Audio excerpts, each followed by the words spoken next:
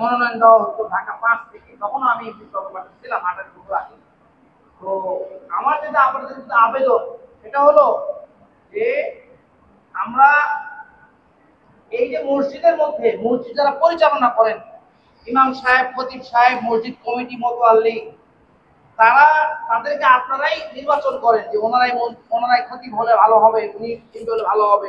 এই লোকগুলা কিন্তু মসজিদের মধ্যে আল্লাহর বিধান চালু রাখছে, নাকি বলেন? যারা আল্লাহর নিয়ম অনুযায়ী আমরা নামাজ পড়ি না, পড়ি, কিন্তু মসজিদের বাইরে যে সমাজটা আছে এটা কি আল্লাহর নিয়মে চলতেছে? এটা কি চলতেছে আল্লাহর নিয়মে? আমরা হলো মুসলিম, আমরা মুসলিম না?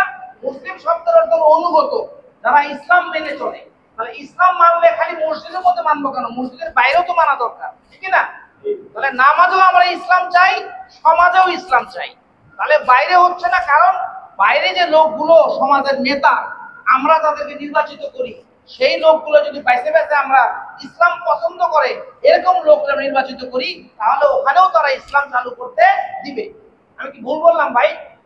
তাহলে মসজিদের মধ্যে আমরা না ইসলাম চাই, মসজিদের বাইরেও ইসলাম চাই। তাহলে সমাজে যারা নেতা হবে তাদেরকে আমরা পছন্দ করে বাইসে বাইসে ইসলাম পছন্দ করে এমন লোককে আমাদের ভোট দিলে সেরকম লোক পাবো, কি বলেন?